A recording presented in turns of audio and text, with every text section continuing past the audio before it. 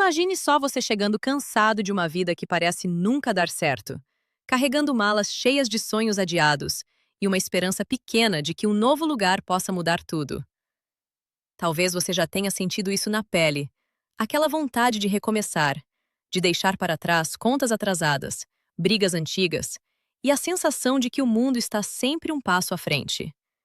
Essa história que eu vou te contar agora é sobre uma família que sentiu exatamente isso, que apostou tudo em uma casa nova, pensando que ali encontraria paz.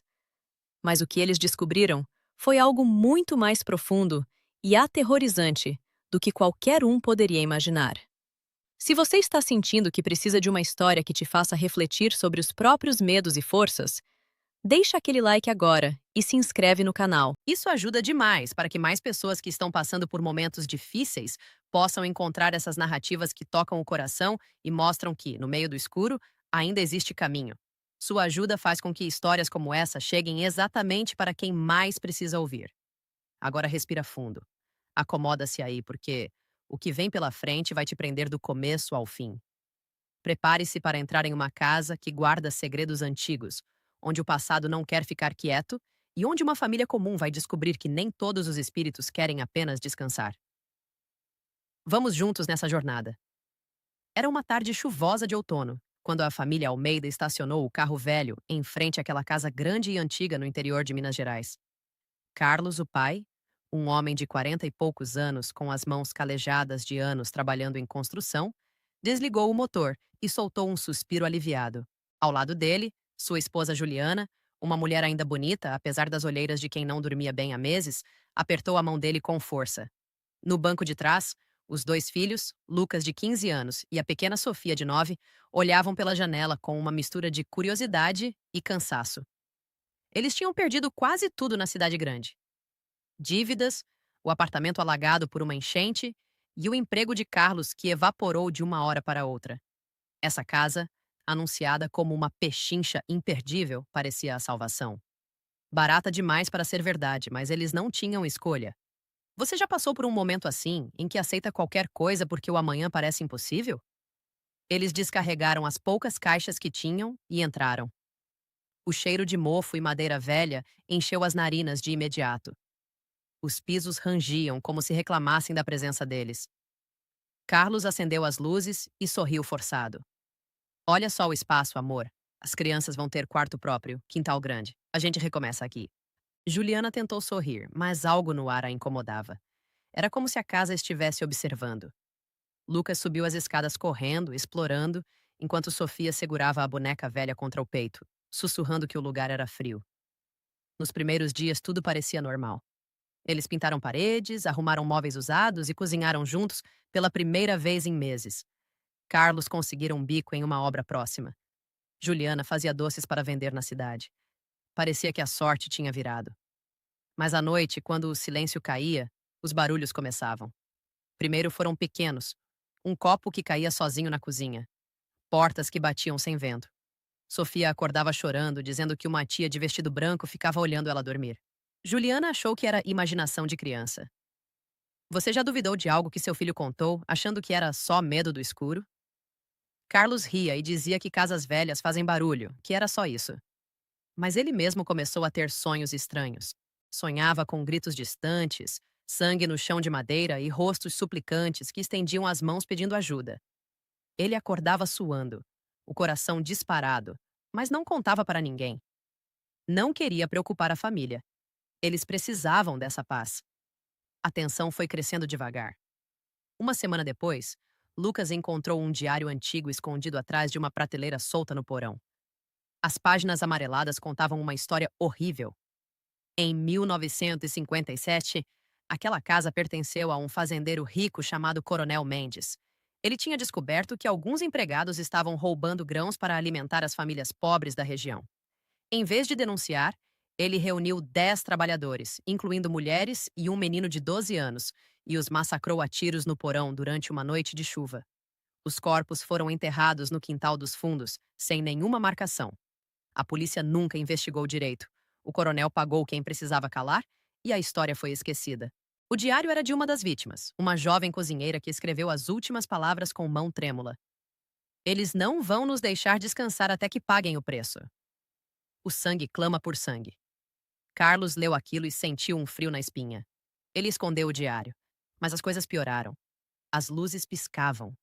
Sombras passavam pelos cantos dos olhos. Uma noite, Juliana acordou com Sofia gritando no quarto. A menina dizia que as tias queriam brincar, mas que elas estavam com raiva porque ninguém pagava o que deviam. Juliana encontrou arranhões nas paredes do quarto da filha, marcas que pareciam unhas humanas. Você consegue imaginar o medo de uma mãe vendo aquilo? Carlos tentou consertar. Pintou por cima, mas no dia seguinte as marcas voltaram, mais profundas. Lucas, que sempre foi o cético, começou a pesquisar na biblioteca da cidade. Descobriu que outras famílias que moraram ali tinham fugido, ou pior, uma delas perdeu um filho em circunstâncias misteriosas. Outro dono foi encontrado enforcado no celeiro antigo. A família começou a se desentender. Carlos insistia que era coincidência, que eles não podiam perder a casa, era tudo que tinham. Juliana queria ir embora, mas para onde? Eles estavam sem dinheiro. As entidades, porém, não esperavam. Eram espíritos vingativos, almas presas no momento do massacre, carregando dor, ódio e uma fome insaciável por justiça. Eles não queriam apenas assustar, queriam sacrifício. Uma vida por cada vida tirada. 10 almas, 10 pagamentos. Eles sussurravam nos ouvidos durante a noite. Vozes que pareciam vir de dentro das paredes.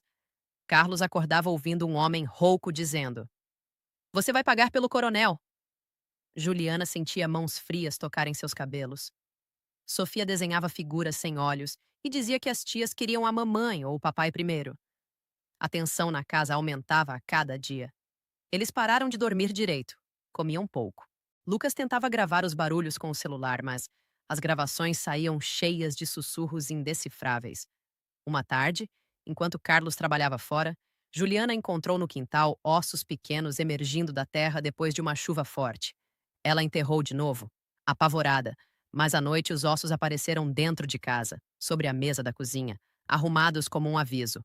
Sofia parou de falar. Ficava sentada no canto do quarto, balançando o corpo e repetindo: Eles estão com fome. Você já sentiu que a própria casa virou contra você? Que as paredes guardam ódio antigo? Carlos decidiu confrontar. Ele desceu ao porão com uma lanterna, o diário na mão, e gritou no escuro: O que vocês querem de nós? Nós não fizemos nada. As luzes apagaram. Um vento gelado soprou e vozes múltiplas responderam ao mesmo tempo. Sangue por sangue. Um de vocês por cada um de nós. Escolham ou pegamos todos. Ele sentiu arranhões queimando nos braços, como se mãos invisíveis o segurassem. Correu para cima, trancou a porta e abraçou a família. Eles rezaram juntos pela primeira vez em anos. Mas as orações pareciam irritar ainda mais os espíritos. Objetos voavam. O retrato de casamento deles caiu e o vidro quebrou bem no rosto de Juliana. Os dias seguintes foram um pesadelo lento. Lucas começou a ter visões do massacre. Ele via o coronel rindo enquanto atirava. Via as vítimas implorando. O menino de 12 anos aparecia no espelho do banheiro, com o peito furado de balas, pedindo que Lucas o ajudasse a descansar. O garoto disse que, se não houvesse sacrifício voluntário, eles tomariam o mais fraco primeiro. Sofia. A menina estava definhando, com olheiras profundas e febre constante. Juliana não saía do lado dela. Carlos sentia o peso da responsabilidade. Ele era o homem da casa. Tinha que proteger. Mas como lutar contra o que não se vê? A família tentou fugir uma vez. Colocaram as malas no carro à meia-noite. Mas o motor não ligava. As portas da casa trancavam sozinhas. Quando tentaram quebrar uma janela, o vidro cortou a mão de Lucas profundamente, como se a casa mesma tivesse mordido. Eles voltaram para dentro, sangrando, derrotados. Os espíritos estavam presos ali, mas agora prendiam eles também. A vingança se alimentava do medo. Quanto mais eles resistiam, mais fortes os ataques ficavam. Noites inteiras de choro, de vozes chamando pelo nome de cada um. Juliana ouvia a voz de uma mulher dizendo: Eu era mãe também. Eles mataram meu filho na minha frente. Agora você vai saber como é. Carlos passava as noites em claro, pesquisando rituais, benzedeiras, padres. Ninguém queria ir até a casa. Uma velha benzedeira da cidade disse pelo telefone que o mal era antigo e só saía com sangue ou com verdade revelada. Mas que verdade? O coronel estava morto há décadas. A justiça humana nunca veio. Os espíritos queriam pagamento. E o prazo parecia estar acabando. Sofia piorava. Ela não comia mais. Falava coisas que não eram dela. Dizia nomes das vítimas como se os conhecesse. A família estava se desfazendo. Brigas constantes. Acusações. Carlos culpava Juliana por ter escolhido a casa. Ela chorava, dizendo que ele nunca conseguia sustentar nada. Lucas se isolava, carregando culpa por não conseguir proteger a irmã. O clímax chegou em uma noite de tempestade violenta. Raios cortavam o céu e trovões faziam a casa tremer. Sofia entrou em convulsão no quarto. Juliana gritava por ajuda. Carlos correu e viu algo impossível.